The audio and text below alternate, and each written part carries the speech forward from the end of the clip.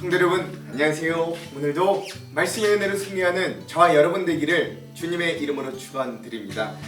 우리 이제 누가복음의 여행을 막 시작하고 떠나고 있습니다. 우리 어제 내용을 잠깐 기억해 볼게요. 자, 어제는 우리가 드디어 누가복음의 첫 번째 우리 1장에서도 우리 전반부의 내용을 함께 살펴보았습니다.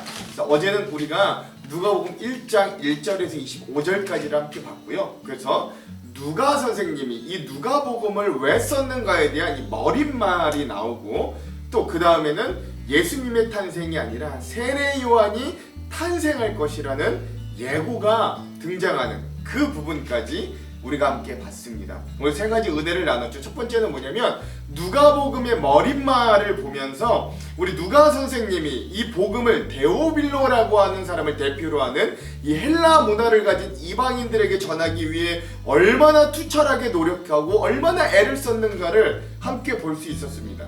이미 예수님의 일이 성취되었고 많은 증인들의 기록들이 있다는 걸 말하고, 또 하나 거기에서 자기가 그 자료들에만 의존하지 않고 자기는 거기에 더 근원부터 자세히 살폈다.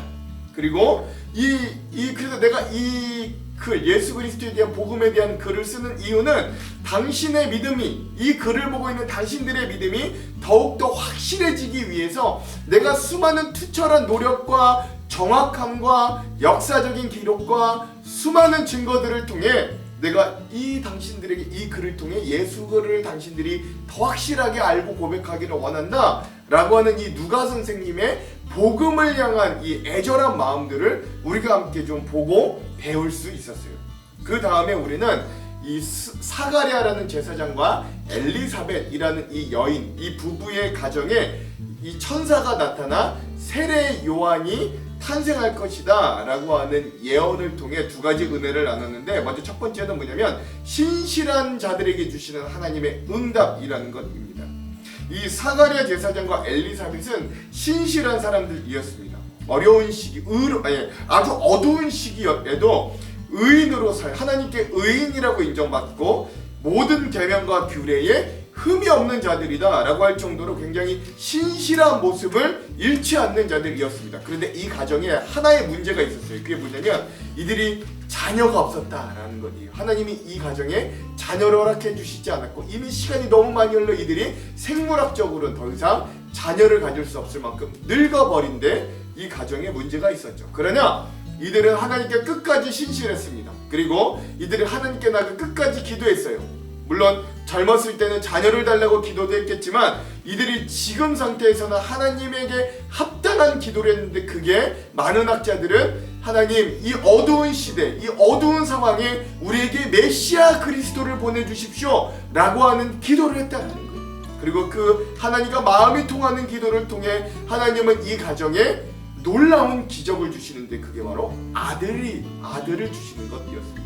즉 이러한, 그래서 세례 요한이 엘리사벳에게 잉태되게 되는 놀라운 은혜가 있게 되는 거죠. 즉 하나님은 어두운 상황, 절망밖에 보이지 않는 상황 가운데서도 끝까지 신실한 자들에게 하나님의 놀라운 은혜와 구원의 역사를 이루어 가시더라. 우리가 이걸 먼저 발견할 수 있어야 됩니다. 그리고 두 번째는 뭐냐면 이들이 침묵과 숨김을 통해 경건과 기도의 자리로 나아가는 사가랴와 엘리사벳의 모습을 볼 수 있다는 거죠. 예.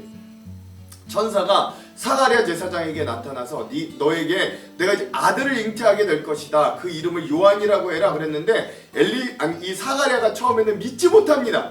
그래서 그는 결국 이 세례 요한이 잉태하여 출산할 때까지 벙어리가 되게 되는 거죠. 즉 침묵하게 만드시는 거예요. 그리고 그의 부인인 엘리사벳은 이 정말로 그 천사의 예언대로 임신을 하게 됐지만 5개월 동안 그 사실을 조용히 숨깁니다. 이거 뭘 의미하냐? 즉 우리도 이 주님의 어떤 일들을 받고 주님의 역사를 이루어갈 때 막 떠벌리고 다니고 막 시끄럽게 자랑하고 교만하고 이것이 아니라 경건과 기도의 모습으로 차분하게 삶을 채울 때 하나님은 그런 자들의 모습을 통해 하나님의 놀라운 역사를 조용한 것 같고 아무 변화가 없는 것 같으나 이루어 가시더라. 그러므로 우리도 조용히 경건의 삶의 모습을 포기하지 말고 기도의 자리를 포기하지 말고 우리의 삶을 여전히 경건과 기도로 채울 수 있어야 된다. 오늘 우리 어제 우리 누가복음 1장의 전반부의 모습, 그래서 이 사가랴 제사장과 엘리사벳의 모습을 보며 이러한 모습들의 은혜를 함께 나누었습니다. 여러분 기억나시죠? 예. 자, 그리고 나서 이제 오늘 우리는 누가복음 1-2 두 번째 시간을 좀 가지려고 합니다. 역시 인자의 탄생 예고 두 번째 시간이고요. 분량은 1장의 중반부인 1장 26절에서 41절까지 오늘 우리가 함께 보겠습니다. 이 누가복음이 굉장히 길어요. 80절까지 있어서 이 누가복음 1장을 한 번에는 다 못 읽고 우리가 세 부분에 나눠서 좀 읽어보려고 해요. 여기 제목을 짓자면 은혜를 입은 자 마리아의 온전한 순종이라고 제목을 지었습니다. 이 제목은 왜 그런가는 이제 내용을 보시면 아실 수 있을 거예요. 자, 그러면 오늘 이 누가복음 1장의 중반부의 내용을 들어가기 전에 두 가지 맥을 한번 짚어보고 갈게요. 첫 번째, 처녀였던 마리아에게 임신을 이 천사가 또 가브리엘 천사가 와서 예고하거든요. 이러한 상황에서 마리아의 반응과 고백이 오늘 우리에게 주는 도전과 울림은 무엇인가 한번 깊이 살펴보고 묵상해보는 시간이 되었으면 좋겠습니다. 자, 두 번째, 오늘 말씀에 보면 아주 재밌고 특이한 장면이 등장해요. 누가복음에만 등장하는 장면이 있는데 그 둘 다 천사의 예고, 하나님의 이 예언을 받고 임신하게 된 두 여인 마리아와 엘리사벳의 만남이 있어요. 이 만남이 오늘 우리에게 주는 의미는 무엇인가도 함께 살펴보았으면 좋겠습니다. 자, 이런 두 가지 맥을 짚으면서 오늘 본문의 내용을 먼저 한번 살펴볼게요. 자, 누가복음 1장의 중반부는 드디어 예수님의 탄생 예고와 이 마리아와 엘리사벳이 만나는 장면을 보여줍니다. 자, 먼저 첫 번째로 이 어제 사가랴와 사가랴를 만났던 이 가브리엘 천사가 이제 마리아에게도 나타나게 됩니다. 자, 엘리사벳이 세례 요한을 임신한 그 뒤로 6달이 되었을 때 하나님께서 천사 가브리엘을 갈릴리 지방의 나사렛 동네로 보내시어 다윗의 가문에 속한 요셉이라는 남자와 약혼한 처녀 마리아에게 가게 하셨다. 그 처녀의 이름은 마리아였다. 천사가 안으로 들어가서 마리아에게 이렇게 말하였다. 기뻐하여라, 은혜를 입은 자야. 여러분이 은혜를 입은 자라는 표현을 잘 기억해 보십시오. 주님께서 그대와 함께 하신다. 마리아는 그 말을 듣고 몹시 놀라 도대체 그 인사말이 무슨 뜻일까 하고 궁금히 여겼다 라고 하는 것. 즉, 이 가브리엘 천사가 드디어 마리아, 이 아직은 결혼하지 않은 처녀 마리아를 만나게 된 거고 은혜를 입은 자야 라고 이야기했다. 자, 그리고 이 천사는 드디어 마리아에게 예수님께서 이 마리아의 몸을 통해 태어나실 것을 예언합니다. 천사가 마리아에게 말하였다. 두려워하지 말아라. 마리아야, 그대는 하나님의 은혜를 입었다. 여기도 여전히 하나님의 은혜를 입었다라고 또 이야기해요. 보아라, 그대가 잉태하여 아들을 낳을 터이니 그의 이름을 예수라고 하여라. 그는 위대하게 되고 더없이 높으신 분의 아들이라고 불릴 것이다. 주 하나님께서 그에게 그의 조상 다윗의 왕위를 주실 것이다. 즉 그가 메시아가 될 것이다. 그는 영원히 야곱의 집을 다스리고 그의 나라는 무궁할 것이다. 즉 그 너의 뱃속에서 나올 그 메시아 예수는 그분은 이스라엘의 왕이자 또 온 인류를 구원할 그리스도 메시아가 될 것이다 라고 예언해 주십니다. 자, 그러한 이 천사의 예언에 마리아의 온전한 순종과 결단이 있습니다. 마리아가 천사에게 말하였다. 나는 남자를 알지 못하는데 어떻게 이런 일이 있겠습니까? 천사가 마리아에게 대답하였다. 성령이 그대에게 임하시고 더없이 높으신 분의 능력이 그대를 감싸줄 것이다. 그러므로 태어날 아이는 거룩한 분이요 하나님의 아들이라고 불릴 것이다. 보아라, 그대의 친척 엘리사벳도 늙어서 임신하였다. 임신하지 못하는 여자라 불리던 그가 임신한 지 벌써 6달이 되었다. 하나님께는 불가능한 일이 없다. 그러자 마리아가 이렇게 대답하였습니다.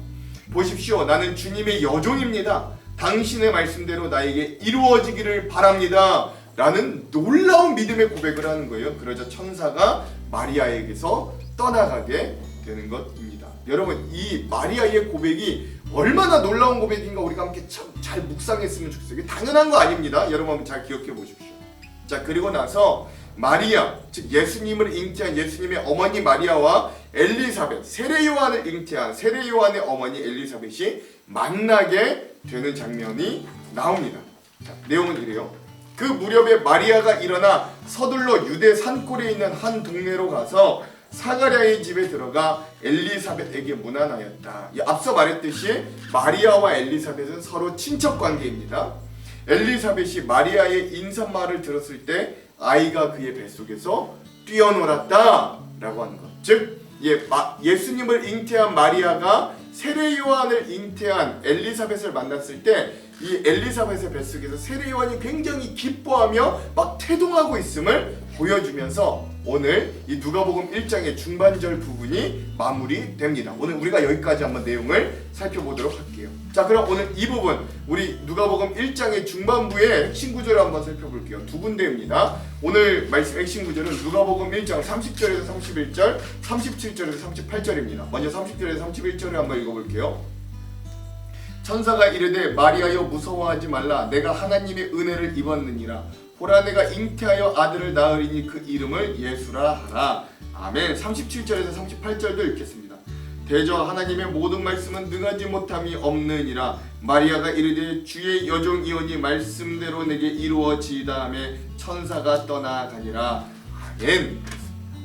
자, 그래서 오늘 이 예수님이 탄생할 것이라는 이 천사의 예언과 그런 예언에 온전한 순종으로 나아가는 이 마리아의 모습을 오늘 이 누가복음 1장 중반부의 핵심 구절로 한번 삼아 보았습니다. 자, 그럼 오늘 이 부분에 대한 주안점 세 가지를 함께 나누고 오늘 우리가 말씀을 읽어볼게요. 첫 번째, 오늘 우리는 누가복음 1장의 중반부를 살펴봅니다. 어제 세례 요한의 탄생을 예고했던 이 가브리엘 천사의 말대로 일시적으로 벙어리가 된 사가랴 제사장과 엘리사벳의 가정에 아들을 잉태하는, 그러니까 이 늙어서 아들을 잉태할 수 없었던 엘리사벳이 임신하는 놀라운 기적이 생깁니다. 그리고 이제 그 놀라움은 마리아라고 하는 한 여인, 이 나사렛에 살고 있는, 갈릴리 동네에 살고 있는 한 여인에게로 또 찾아드는 거예요. 그리고 마리아에게도 찾아든 가브리엘 천사는 마리아에게 한 아들 예수님이 태어날 것을 예언합니다. 놀라운 건 세례 요한의 탄생 예언과 예수님의 탄생 예언이 그 과정이 굉장히 유사한 어떤 구조적인 평행을 이루고 있다는 점입니다. 먼저 천사가 나타나서 임신을 알려줬다는 사실이 굉장히 비슷해요. 또 두 번째, 사가랴와 마리아 모두 이러한 놀라운 기이한 일들에 처음에는 놀랍다라는 사실도 비슷합니다.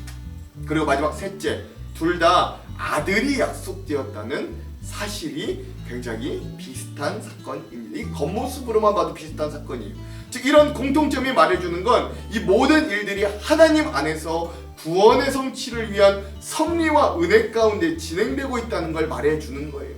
여러분, 재밌는 사실은 뭐냐면 나이가 들어서 아이를 낳지 못하는 불임 여성에게 아들이 생겼고, 또 하나 결혼하지 않은, 그래서 아직 아이를 갖기 불가능한 미혼모에게 하나님은 아들을 주셨다라는 것이죠.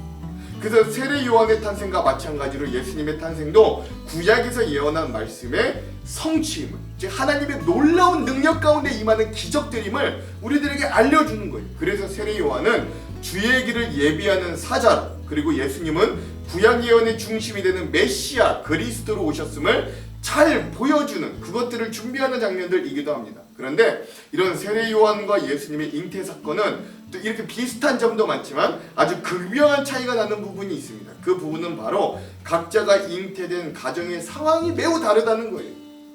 세례 요한의 잉태, 임신은 자녀가 없어서 부끄러움을 당하며 자녀를 가지기를 간절히 바랬지만 시간이 너무 흘러 인간적으로 가지지 못했던 사가랴와 엘리사벳 가정에 놀라운 기적과 축복으로 세례 요한이 아들로, 응답으로 주셨음을 우리는 기억할 수 있어요. 그러니까 이 세례 요한이 그 가정에 주어줌은 굉장히 축복과 기적이라고 할 수 있어요. 그러나 예수님께서 잉태되시는 상황은 그와는 너무 다른 상황이었습니다. 마리아는 약혼, 요셉이라는 인물과 약혼은 하였어요. 그러나 아직은 처녀였습니다. 오늘 말씀 27절과 34절에도 그런 상황을 잘 표현해 주거든요. 27절과 34절 한번 읽어볼게요. 다윗의 자손 요셉이라고 하는 사람과 약혼한 처녀에게 이르니 그 처녀의 이름은 마리아라. 분명 처녀라고 했고, 34절 마리아가 천사에게 말하되 나는 남자를 알지 못하니 어찌 이 일이 있으리까. 아멘. 그러니까 나는 아직 결혼하지 않은 처녀인데 내가 어떻게 임신해요? 라고 물어보는 거죠. 그래서 이 처녀였던 마리아가 혼인을 하기 전에 임신을 한다는 건 사실 이 당시 엄청난 각오를 해야만 받아들일 수 있었던 일임을 기억할 수 있어야 돼요. 세례요한을 임신했던 사가랴와 엘리사벳의 가정은 그게 축복이었어요. 물론 그들이 5개월 동안 숨겼지만 축복이었어요. 누구에게 내놔도 축복받고 또 인정받을 만한 그런 정상적인 가정에서 일어났던 사건입니다. 그러나 마리아는 결혼을 안 한 미혼모가 임신한 거예요. 이 당시 유대교 사회에서는 처녀가 결혼도 하기 전에 아이를 갖는 건 그저 조롱당하고 사회적인 지탄을 받는 것에서 끝나는 일이 아니었어요. 그 율법에 의하면 돌로 쳐 죽임을 당하는 죄, 간음죄에 해당하는 것이었습니다.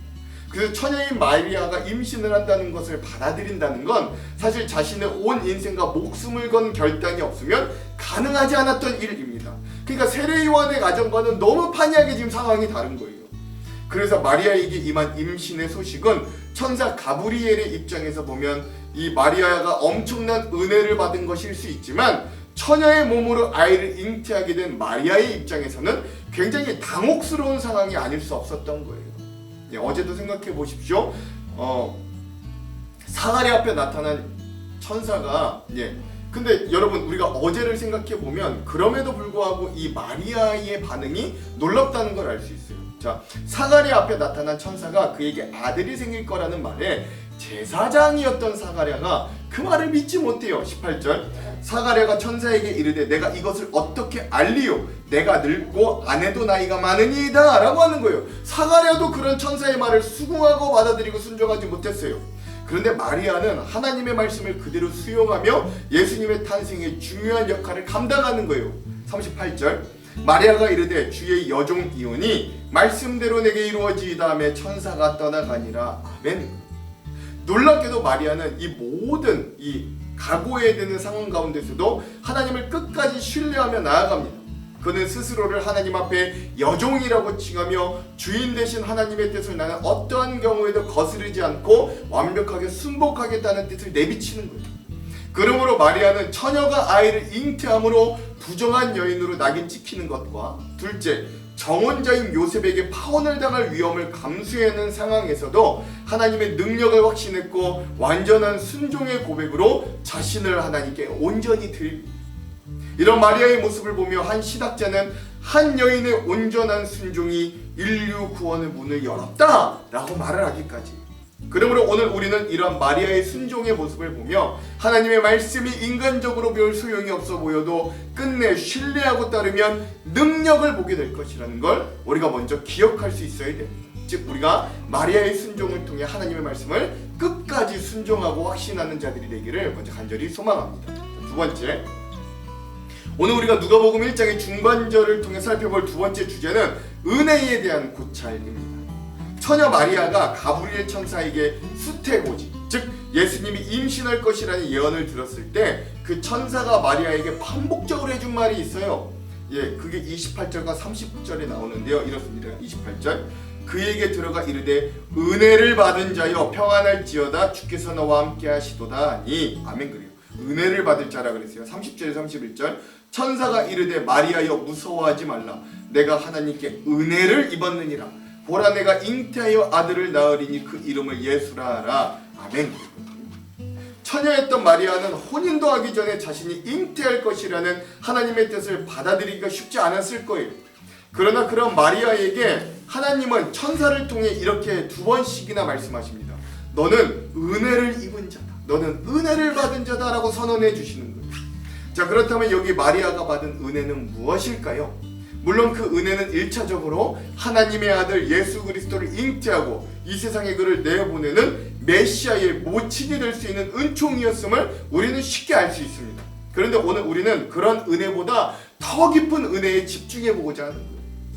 여러분, 오늘 우리가 은혜하면 뭐가 떠오르세요? 오늘날 거의 대부분의 그리스도인들은 하나님의 은혜를 구합니다. 근데 그 은혜를 구하지만 그 은혜라는 것이 하나님의 축복, 하나님의 은사, 능력을 기대하는 은혜예요.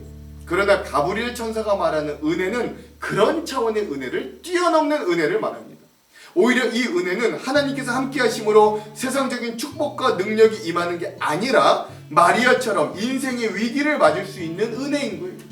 12명의 제자들처럼 모든 것을 버리고 십자가 주님을 따라 순교해야 되는 은혜일 수도 있고, 사도 바울처럼 자기가 가진 세상적인 모든 것을 배설물로 버려야 하는 은혜이기도 합니다. 그런데 놀라운 건 그러함에도 불구하고 그 길을 걸어갈 힘과 은혜와 때론 피할 길을 주시는 게 정말 하나님의 은혜다, 진정한 하나님의 은혜다라는 것이에요. 그래서 이 은혜 가운데 마리아에게는 그가 염려했던 모든 일을 덮어줄 요셉이라는 든든한 지원군을 하나님이 옆에 붙여주시고, 그로 인해 마리아가 돌에 맞아 죽을 일도, 또는 주변의 사람들에게 지탄과 손가락질을 당할 일도, 또한 그가 사랑하는 요셉에게 버림받는 일도 없도록 하나님은 마리아의 길을 은혜로 지켜주셨어요. 그리고 결국 그 길 끝에는 온 세상을 구원할 예수 그리스도의 탄생이 기다리고 있었습니다. 그리고 결국 그 길 끝에는 그렇죠. 그러므로 여기서 말하는 가브리엘 천사의 은혜는 좁고 협착하며 때론 모질게 보이는 그 십자가의 길을 그럼에도 걸어갈 수 있는 용기와 담대함, 또한 그 길 가운데 다가오는 모든 어려움과 고난 가운데서도 끝까지 믿음을 지켜 순종하게 하는 그 힘을 주시고 동행해 주시는 하나님의 사랑이 바로 은혜를 입은 자, 은혜를 받은 자라고 할 때의 은혜였음을 우리는 깊이 생각해보면 알 수 있는 것이죠. 오늘 우리는 이러한 은혜를 사모하는가? 우리도 마리아처럼 이러한 은혜를 끝내 수긍하고 받아들여 순종할 준비가 되어 있는가? 오늘 우리는 은혜라는 단어를 통해 우리 스스로를 좀 되돌아볼 수 있어야 됩니다. 우리에게도 하나님의 진정한 은혜가 임하면, 그래서 예수님이 우리와 함께 하시면 주님이 걸어가신 그 십자가의 길을 우리에게도 걷게 하실 거예요. 제자들이 걸었던 그 길을, 하나님의 은혜를 입은 사람들이 걸어갔던 그 길을 우리도 때론 걸어가게 될 겁니다. 그리고 그때 우리는 바울과 같이 이렇게 고백하기를 소망합니다. 고린도전서 15장 10절. 그러나 내가 나 된 것은 하나님의 은혜로 된 것이니 내게 주신 그의 은혜가 헛되지 아니하여 내가 모든 사도보다 더 많이 수고하였으나 내가 한 것이 아니요 오직 나와 함께 하신 하나님의 은혜로라. 아멘. 지난 2000년 동안의 기독교 역사 속에서도 결국 사람을 변화시키고 그리스도인의 삶이 진정 그리스도의 향기가 나게 하는 은혜의 지점이 바로 이런 마리아와 같은 은혜를 사모하며 상황과 환경은 어려워도 끝내 십자가의 길을 택하여 걸어왔던 수많은 순교자와 헌신자들, 그리고 믿음을 지켜온 사람들이 그들의 삶에서 이러한 은혜를 삶으로 내뿜었을 때, 그것들을 보여줬을 때 많은 사람들이 그것에 감동하여 변화되고 예수를 믿었음을 오늘 우리가 기억할 수 있어요. 그러므로 오늘 우리는 어떤 은혜를 사모하는가? 나에게 주신 하나님의 은혜를 나는 무엇으로 기대하는가? 우리가 되돌아보며 마리아와 같이 더 깊은 은혜를 사모할 수 있는 저와 여러분의 성숙한 믿음의 삶이 되기를 간절히 소망합니다. 자, 마지막 세 번째, 오늘 누가복음 1장의 중반부에서 우리가 마지막으로 살펴볼 장면은 하나님의 뜻에 따라 임신했던 두 여인 마리아와 엘리사벳이 만나는 장면입니다. 이 장면은 사복음서 중에서도 누가복음에만 등장하는 아주 특별한 장면이에요. 앞서 마리아에게 나타난 가브리엘 천사는 마리아에게 힘을 돋우어 주기 위해 마리아의 친척인 엘리사벳도 늙은 중에도 하나님의 은혜를 입어 임신한 지가 벌써 6달이 지났다는 소식과 함께 이렇듯 하나님의 능력은 능치 못함이 없음을 이 마리아에게 알려주시는 거예요. 36절 37절. 보라, 내 친척 엘리사벳도 늙어서 아들을 배었느니라.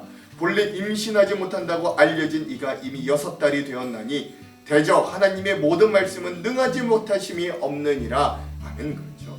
자, 그리고 이러한 소식을 들은 마리아는 자신도 믿음의 순종으로 결단하여 하나님의 뜻을 받아들이고 즉시 빨리 일어나 세례 요한을 잉태한 그 엘리사벳, 친척인 엘리사벳의 집을 방문하게 되는 겁니다. 39절에서 40절.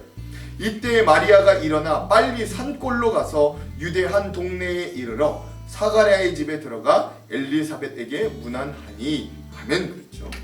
우린 이런 마리아의 발걸음이 마치 옆 동네 가까운 친척집을 방문하듯이 보이지만 여러분, 사실 그렇지 않습니다. 마리아가 살고 있던 동네는 오늘 말씀에도 나오는데 이스라엘의 거리 최북단 나사렛이었고, 제사장이었던 사가랴와 엘리사벳이 살던 동네는 이스라엘의 중심, 즉 남쪽에 있는 헤브론이 있었던 곳으로 추정합니다. 그리고 나사렛과 헤브론의 거리는 거의 100km이 넘는 거리였어요. 그러니까 마리아는 자신과 같이 하나님의 놀라운 임신의 기적을 겪은 친척 엘리사벳을 만나기 위해 100km가 넘는 먼 걸음을 한 걸음같이 여행했던 것이죠. 그리고 그렇게 달려가 마리아와 엘리사벳이 만났을 때 놀라운 일이 일어납니다. 41절, 엘리사벳이 마리아가 무난함을 들으매 아이가 복중에서 뛰노는지라 엘리사벳이 성령의 충만함을 받아. 아멘. 그렇습니다. 즉 엘리사벳의 뱃속에 있는 세례 요한이 예수님을 잉태한 마리아를 보자 뱃속에서 기뻐 뛰놀고 엘리사벳은 성령의 충만하심을 받게 됩니다. 그리고 이 만남이 있던 가정은 이제 한 사람은 불임 여성이었고 다른 여성은 미혼모라는 걱정과 근심에서 벗어나 하나님이 일하시는 놀라운 기적에 대한 찬양들로 이 모든 상황들이 변하게 되는 일을 맞이하게 됩니다. 이러한 찬양, 이거 찬가라고 하는데 에 대해서는 우리가 내일도 한번 자세하게 나눠볼게요. 중요한 건 이 마리아와 엘리사벳의 만남을 통해 우리가 기억해야 될 게 있다는 거예요. 그건 우리의 삶에 있어서 믿음의 동역자들에 대한 것이었습니다. 우리는 무슨 일을 놓고 과연 이 일을 하나님의 뜻으로 받아들여야 하는지 갈등을 겪을 때가 있어요. 또 어떤 일을 해야 되는지 말아야 되는지 고민합니다. 이런 때에 우리에게는 도움을 줄 수 있는 사람, 같이 하나님의 뜻을 실행하는 사람, 즉 동반자가 필요합니다. 오늘 말씀에 서로 비슷한 시기에 비슷한 방법으로 하나님의 계시를 받은 이 임신한 두 여인이 만났을 때 그들의 의구심과 두려움의 감정에서 오히려 그 둘이 서로에게 서로가 증거와 증인이 되어 하나님의 일하심에 대한 확신과 기쁨으로 그들의 삶이 변하였음을 우리가 기억해야 돼요. 그래서 믿음의 동반자들은 아주 중요합니다. 좋은 동반자는 엘리사벳과 마리아처럼 서로 간의 믿음을 상승시켜주는 거예요. 예수님 시대뿐만 아니라 우리 시대도 마찬가지입니다. 여러분, 세상 법정에서도 증인의 법적인 효력은 두 사람 이상의 증언이 있을 때 발생한다 그래요. 혼자서는 아무 의미가 없는 거예요. 세상 법정의 효력도 그랄 터인데 믿음의 영역에서는 함께하는 동역자는 우리에게 매우 큰 의미가 되는 거예요. 서로 보완해 나아가는 것이 필요한 거죠. 신앙생활은 혼자 해 나가는 게 아닙니다. 다른 종교들에서는 깊은 암자에 들어가 혼자 깨우치는 시간을 중요하게 여기지만 그러나 우리 그리스도인, 기독교 신앙은 공동체가 함께 나아가는 것을 지향, 즉 그것들을 추구합니다. 그러므로 오늘 우리도 이 마리아와 엘리사벳이 서로 만나 기쁨과 믿음의 성장이 되었듯 한 교회라는 공동체 안에서 서로가 서로에게 보완해 줄 수 있는 신앙의 친구들이 되어줄 수 있어야 돼요. 교회가 바로 이런 것이 아닐까요? 서로 다른 처지의 사람들이 만나 그리스도, 예수 안에서 쉼과 용기를 얻고 소망과 희망을 만들어가는 모임, 그리고 서로의 삶을 통해 하나님의 능력을 확인하고 서로 힘이 되는 만남, 이게 바로 교회의 참된 모습이죠. 오늘 우리의 공동체도 이런 말씀을 통해 도전을 받고 서로가 서로에게 이런 믿음의 힘이 되어주고 능력이 되어주는 귀한 성도의 교제와 모범이 되기를, 모임이 되기를 주님의 이름으로 축원합니다. 기도할게요.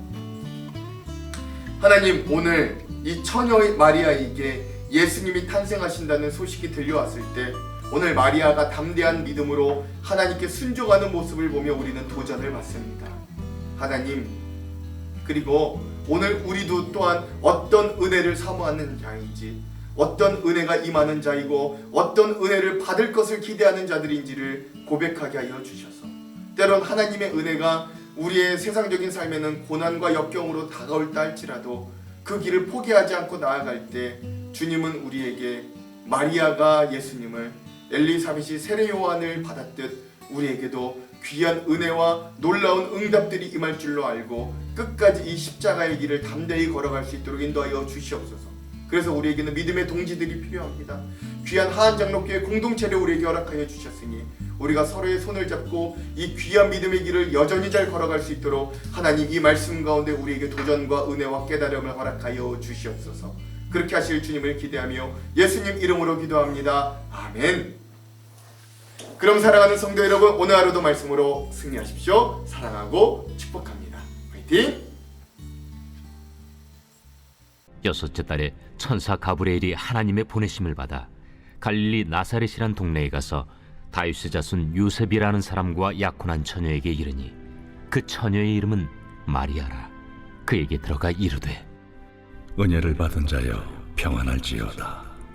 주께서 너와 함께 하시도다. 처녀가 그 말을 듣고 놀라 이런 인사가 어찌함인가 생각하며 천사가 이르되 마리아여, 무서워하지 말라. 내가 하나님께 은혜를 입었느니라. 보라, 내가 잉태하여 아들을 낳으리니 그 이름을 예수라 하라. 그가 큰 자가 되고 지극히 높으신 이의 아들이라 일컬어질 것이요 주 하나님께서 그 조상 다윗의 왕위를 그에게 주시리니 영원히 야곱의 집을 왕으로 다스릴 것이며 그 나라가 무궁하리라. 나는 남자를 알지 못하니 어찌 이 일이 있으리이까? 성령이 내게 임하시고 지극히 높으신 이의 능력이 너를 덮으시리니 이러므로 나실 바 거룩한 이는 하나님의 아들이라 일컬어지리라. 보라, 내 친족 엘리사벳도 늙어서 아들을 배었느니라. 본래 임신하지 못한다고 알려진 이가 이미 6달이 되었나니 대저 하나님의 모든 말씀은 능하지 못하심이 없느니라. 주의 여종이여니 말씀대로 내게 이루어지이다. 하매 천사가 떠나가니라. 이때 마리아가 일어나 빨리 산골로 가서 유대 한 동네에 이르러 사가랴의 집에 들어가 엘리사벳에게 문안하니 엘리사벳이 마리아가 문안함을 들으매 아이가 복중에서 뛰노는지라. 엘리사벳이 성령의 충만함을 받아